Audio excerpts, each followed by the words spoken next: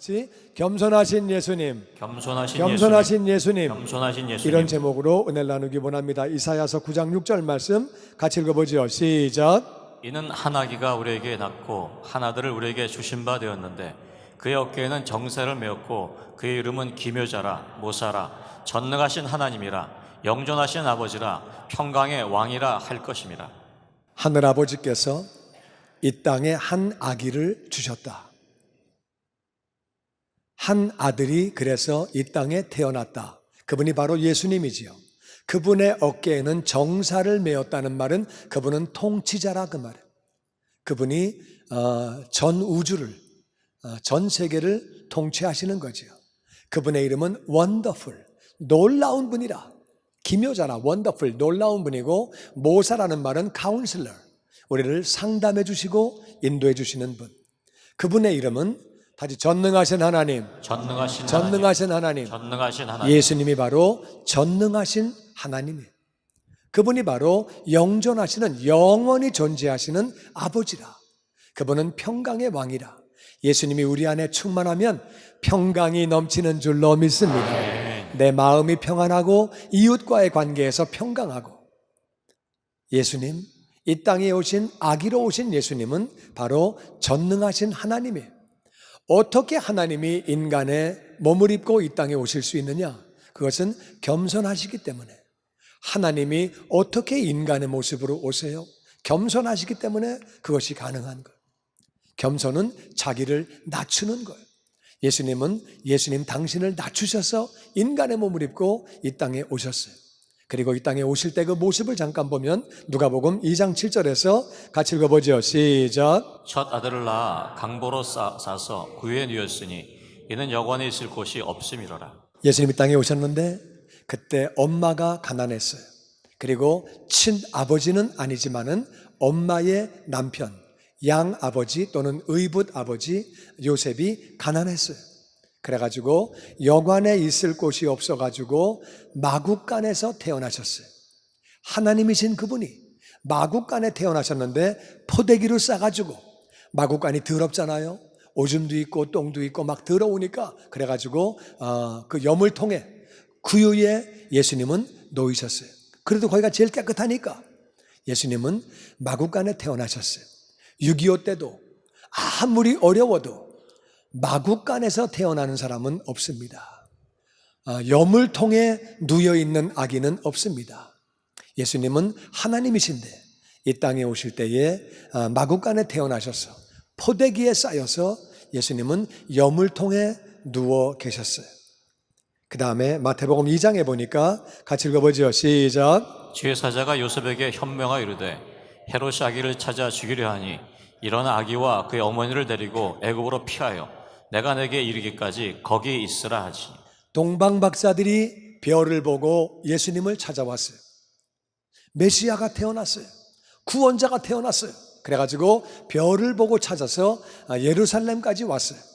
그 다음에 계속 별을 본 것이 아니라 예루살렘까지 와가지고는 분명히 왕궁에 태어났겠지, 왕으로 오셨으니까 왕궁에 태어나셨겠지, 그리고 왕궁으로 찾아갔어요. 헤롯은 그 말을 듣고 깜짝 놀랐어요. 왕자가 태어난 적이 없는데 다시 한번 잘 찾아보고 그 아이를 찾으면 나에게 연락하세요. 나도 가서 경배하겠습니다. 헤롯은 속마음으로 죽여버려야지, 그런 마음을 가지고 있었어요. 그런데 그때에 이제 동방 박사들은 예수님을 만나 경배하게 되고 다른 길로 돌아가게 되고, 그리고 주의 사자 천사가 요셉에게 꿈을 꾸게 합니다. 헤롯이 아이를 죽이려고 한다. 그러니까 빨리 피해라. 그런 꿈을 꾸게 돼서 아기와 그 어머니를 데리고 애굽으로 피신했어요. 예수님은 하나님이에요. 하나님이 무슨 도망을 갑니까? 하나님이 무슨 피신을 합니까? 애기로 오셨기 때문에 그렇게 피하신 거예요. 피해가지고 내가 지시할 때까지 거기 있으라 그래서 예수님은 그렇게 피신을 하시게 되지요. 그 다음에 누가복음 2장에 보니까 같이 읽어보죠. 시작. 예수께서 함께 내려가사 나사렛에 이르러 순종하여 받드시더라. 그 어머니는 이 모든 말을 마음에 두니라. 예수는 지혜와 키가 자라가며 하나님과 사람에게 더욱 사랑스러워 가시더라. 예수님에 대한 기록은 아주 어린 아기였을 때 기록이 잠깐 나오고 12살의 기록이 잠깐 나오고 30살의 공생애를 시작하시면서 기록이 나오고 다른 거는 기록이 없어요. 12살에 처음으로 6월절에 예루살렘을 올라가셨어요. 올라가셨다가 예루살렘에서 부모님과 함께 같이 내려오셨어요. 내려오셨는데 예루살렘이 지대가 높기 때문에 예루살렘에서는 동서남북 어디로 가든지 내려간다고 표현합니다. 그래서 예수님이 북쪽으로 가셨지만은 내려가셨다고 표현합니다. 그래서 내려가셔가지고 순종하면서 받드셨대요. 예수님은 하나님이세요. 하나님이 인간 부모님을 바라볼 때 부족한 부분이 보이겠지요. 그런데도 순종했대요. 지금 제 딸하고 사위가 예루살렘에 이제 성지순례를 간 바람에 애들을, 손주들을 둘을 하나씩 나눠서 이렇게 시집 쪽에서 할머니가 보고 계시고 또 우리가 하나 보고 둘이 나눠 보거든요. 이제 어제 제가 이제 그 둘째를 우리 집에서 보는데 걔가 3살 반이에요. 3살 반인데 내가 물어봤어요. 너 엄마 아빠 열을 못 봤는데 이제 내일 오신다. 엄마도 보고 싶어? 아빠도 보고 싶어? 그러니까 nobody. 내일 오시는데 안 보고 싶어? 안 왔으면 좋겠어. 왜? 야단만 쳐. 3살 반짜리도 보는 눈이 있습니다. 안 오셔서 할머니, 할아버지 집에 살면 좋겠어. 그러는 거예요.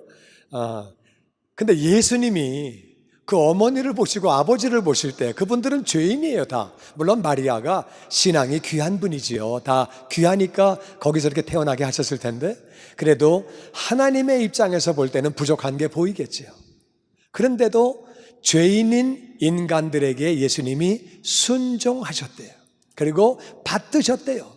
예수님 보실 때는 이건 아닌데 그런 부분이 없었겠어요? 3살 반짜리가 부모를 볼 때도 이건 아닌데 안 왔으면 좋겠는데 다 생각이 있는데 그게 없겠어요? 그러니까 그런데도 예수님은 부모님을 순종하고 받드셨대요. 왜? 겸손하시기 때문에 하나님이신 예수님이 부모님을 순종하고 받드셨어요. 그래서 예수님이 지혜와 키가 자라가셨대요. 아기로 오셨으니까 키가 자라야 되겠지요. 뱃속에서 나왔을 때는 마리아 뱃속에서 나왔을 때는 조그만 아기였는데 점점 자라셨겠지요. 예수님이 점점 자라가셨대요. 하나님이신 그분이 키가 점점점 이렇게 자라가셨대요. 인간의 몸을 입고 이 땅에 오셔서 우리와 똑같이 자라가는 그 과정을 거치신 거예요. 왜? 겸손하시기 때문에 그렇게 하셨지요. 그리고 엄마의 뱃속에 10달 동안 계셨지요. 우리야 인간들이니까 당연히 있는 건데 예수님은 하나님이세요. 하나님이 마리아 뱃속에 거기서 10달 동안 계시다가 나오셔가지고 점점 그렇게 자라셨대요. 그 다음에 우리 마태복음 3장에서 같이 봅니다. 시작. 이때 예수께서 갈릴리로부터 요단강에 이르러 요한에게 세례를 받으려 하시니 요한이 말려 이르되 내가 당신에게서 세례를 받아야 할 터인데 당신이 내게로 오시나이까. 예수께서 대답하여 이르시되 이제 허락하라. 우리가 이와 같이 하여 모든 의를 이루는 것이 합당하니라 하시니 이에 요한이 허락하는지라. 이제 예수님의 공생의 첫 장면이에요. 예수님이 갈릴리에서부터 요단강으로 오셔서 요한에게 세례를 받으려고 하십니다. 세례 요한은 회개하라.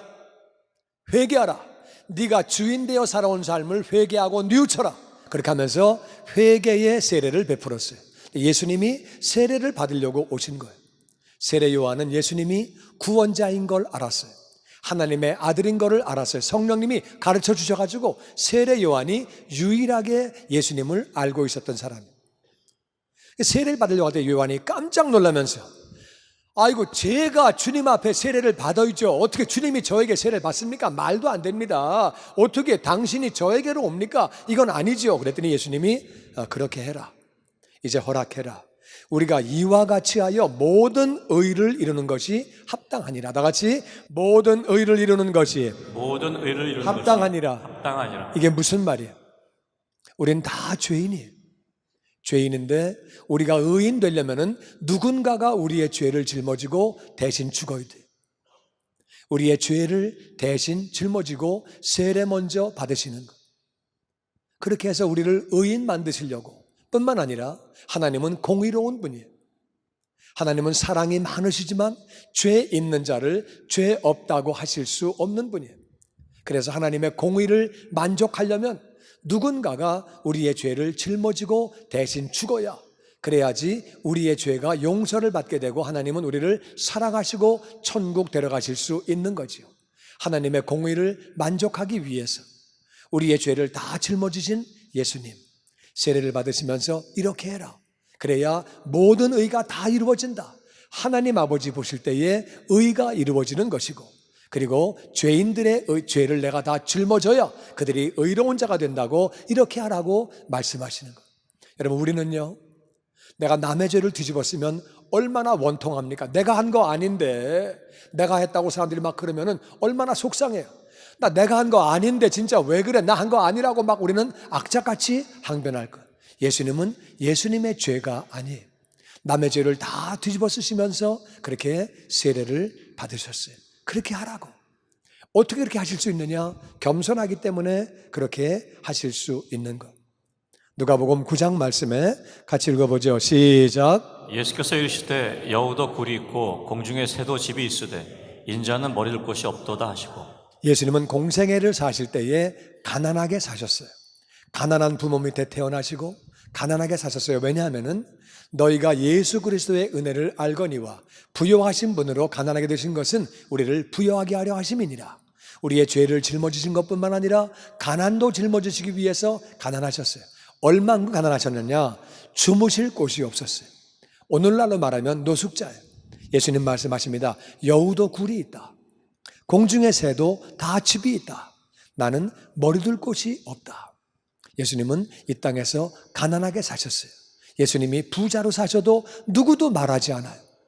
예수님이 이 땅에서 가난하게 사신 이유는 그것은 겸손하기 때문에 그렇게 하실 수 있고, 우리를 사랑하시기 때문에 예수님은 가난하게 사셨어요.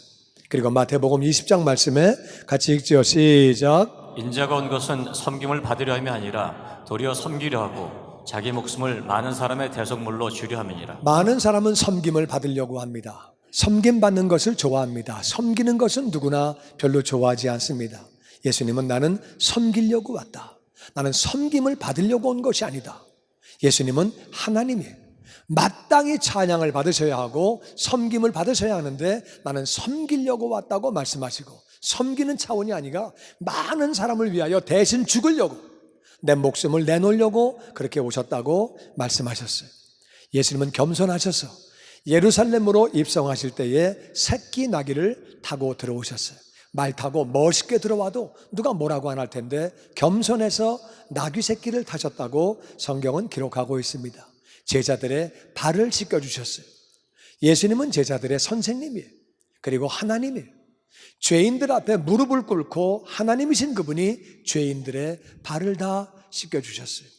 제자들끼리도 내가 네 발을 왜 씻어? 내가 네 발을 왜 씻어? 그리고 다투고 있었는데 예수님이 그들의 발을 다 그렇게 씻어 주셨어요. 예수님은 십자가에서 죽으시는 건 좋지만 죄를 짊어지심으로 하나님과 분리가 되는 것이 싫으셨어요. 예수님은 한 번도 하나님 아버지와 분리가 된 적이 없었어요. 그래서 아버지, 할 수 있거든 이 잔을 내게서 옮겨 주시옵소서. 그러나 내 원대로 마옵시고 아버지의 원대로 하옵소서. 예수님도 생각이 있으시고 마음이 있으시고 뜻이 있으신데 내 원대로 하지 마시고 아버지의 원대로 하여 주시옵소서. 이것은 겸손한 사람만 할 수 있는 얘기. 사람은 다 자기 뜻이 있어요. 자기 생각이 있어요. 내 원대로 마옵시고 아버지의 원대로 하게 해달라고 그렇게 기도했어요. 우리의 죄를 다 짊어지시고 우리의 가난을 다 짊어지시고 우리의 병도 짊어지시고 대신 아프시고 율법의 저주를 다 짊어지셨어요. 대신 채찍에 맞으시고 대신 아프셨어요. 예수님은 모든 저주를 다 짊어지셨어요. 이건 말이 쉬워서 그렇지 정말 쉬운 일이 아니에요. 남의 어려움을 내가 짊어지고 가난해진다? 이거 쉽지 않지요. 남을 부유하게 하려고 내가 가난해진다?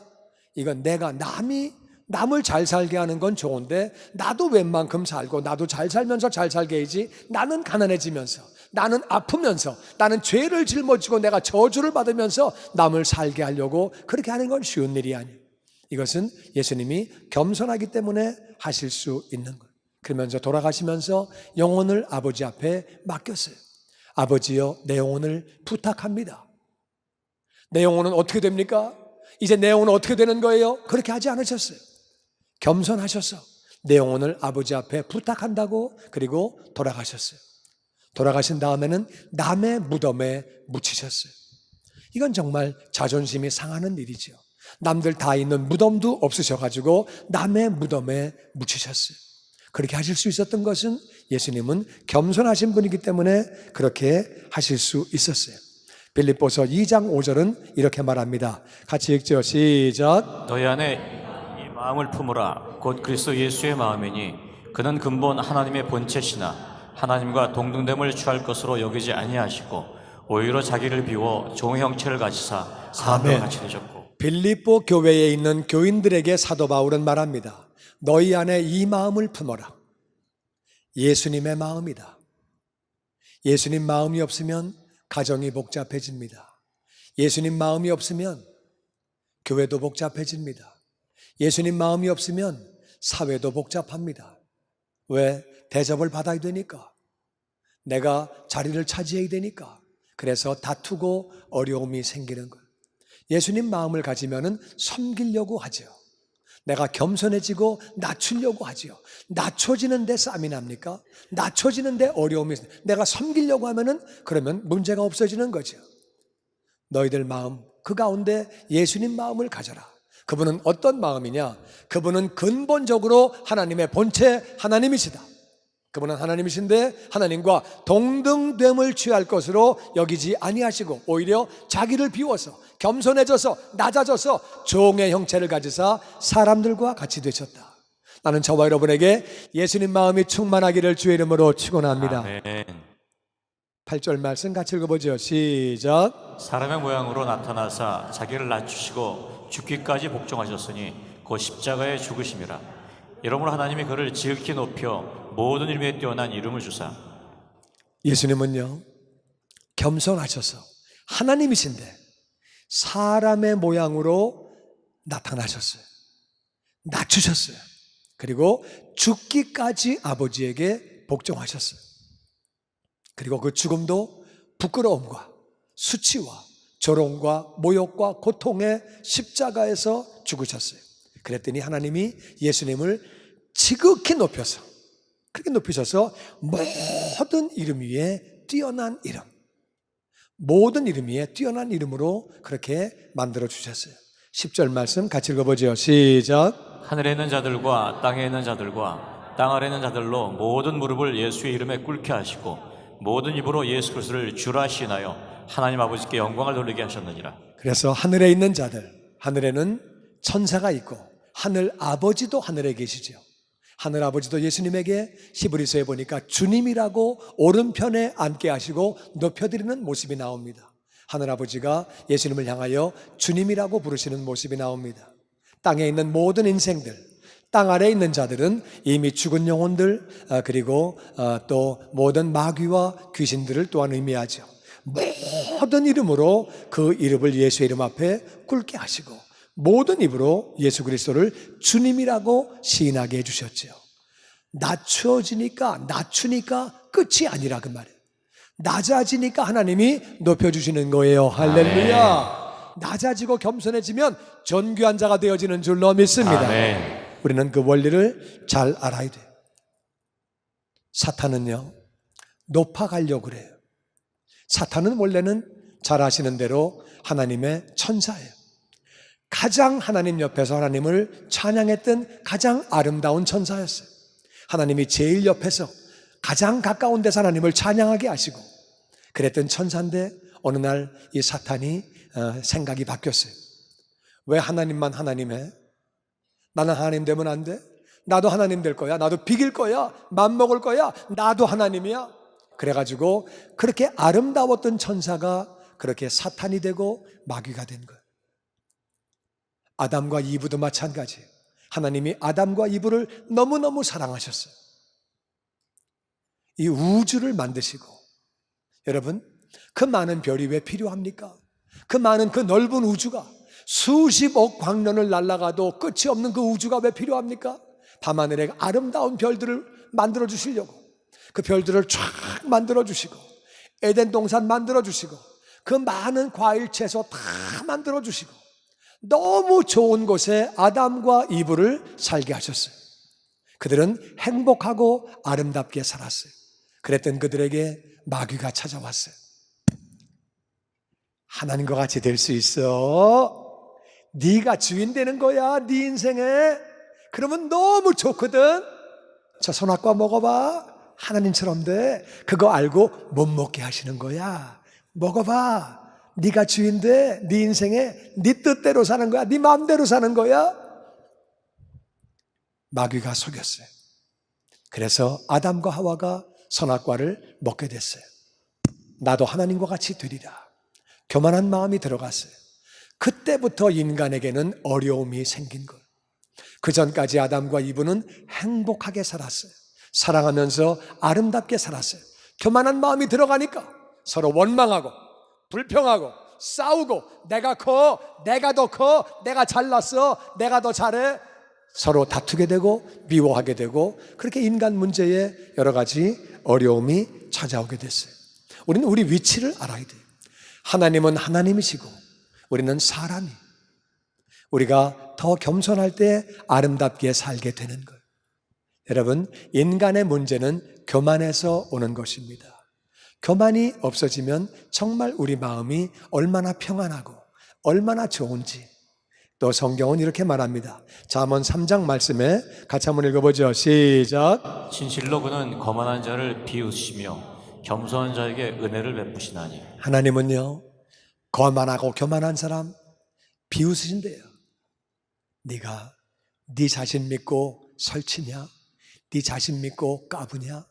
너는 밤에 잠을 잤다가 아침에 눈 못 뜨면 죽는 존재야. 넘어지면 다치고 깨지는 존재야. 네가 거만할 게 뭐 있냐? 네가 내 은혜로 살면서 내가 만든 물을 마시고 내가 만든 음식을 먹으면서 네가 거만할 게 뭐 있냐? 하나님은 겸손한 자에게 은혜를 부어주시는 줄로 믿습니다. 은혜가 뭐예요? 받을 자격이 없는 사람이 거저 받는 게 은혜예요. 하나님은 겸손한 자에게 은혜를 주시는 거예요.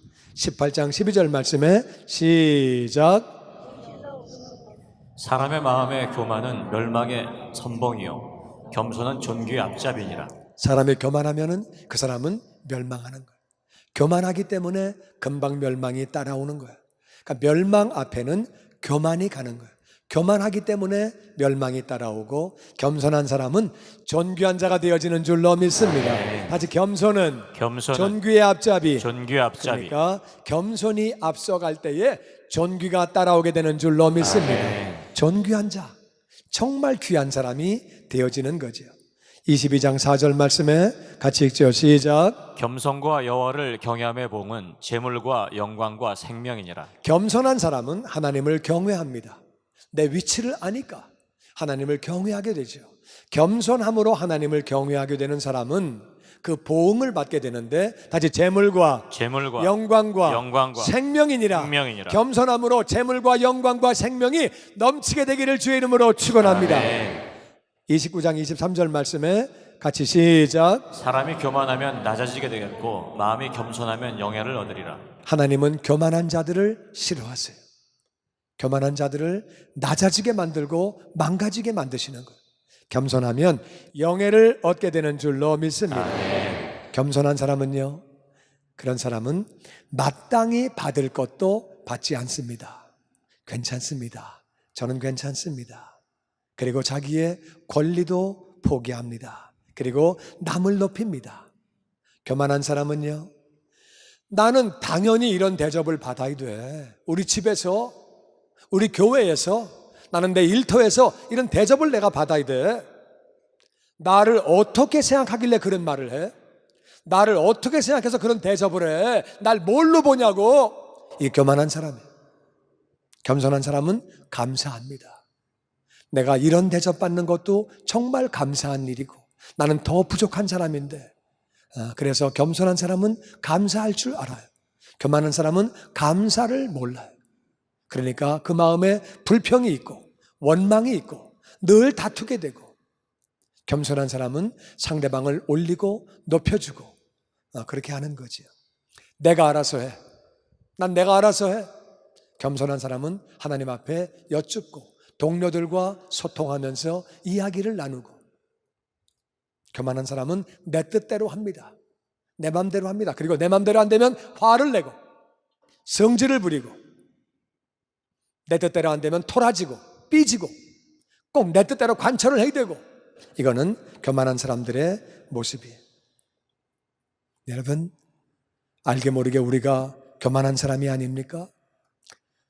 우리가 예수님을 닮아가야 우리 속에 계시는 예수님을 우리 이웃들이 만나게 되는 줄로 믿습니다. 나는 교만한 길을 걸어가고 있는데 어떻게 우리의 이웃들이 우리 예수님을 만나시겠습니까? 예수 믿는 사람들이 정말 뭐가 달라이죠. 겸손한 마음을 가지고 늘 감사해야 하고 상대방을 올려드리고, 예수님을 닮아서, 예수님은 하나님이신데 인간의 몸을 입고 이 땅에 오셨어요. 마리아의 뱃속에 10달 동안 계시고 아기의 모습으로 태어나셨어요. 키가 자라가시면서 하나님이신데 부모님에게 순종하시고 받드셨어요. 뿐만 아니라 예수님은 죄인에게 세례를 받으셨어요. 하나님이신 그분이, 죄 없는 그분이 제자들의 발을 씻겨주시고 새끼 나귀를 타고 가시고, 예수님은 이 땅에서 머리둘 곳이 없이 가난하게 사셨어요. 우리를 위해서, 우리를 부유하게 살게 하시려고 대신 가난을 짊어지셨어요. 대신 아프시고 그리고 죄를 뒤집어 쓰셨어요. 그런데도 아무 말씀 안 하시고 그렇게 묵묵하게 우리의 죄를 짊어지고 대신 죽으셨어요. 돌아가시면서도 내 영혼을 부탁한다 그러고 예수님은 돌아가셨어요. 돌아가신 다음에 그 시신이 부자 남의 무덤에 묻히셨어요. 예수님은 겸손하신 분이었어요.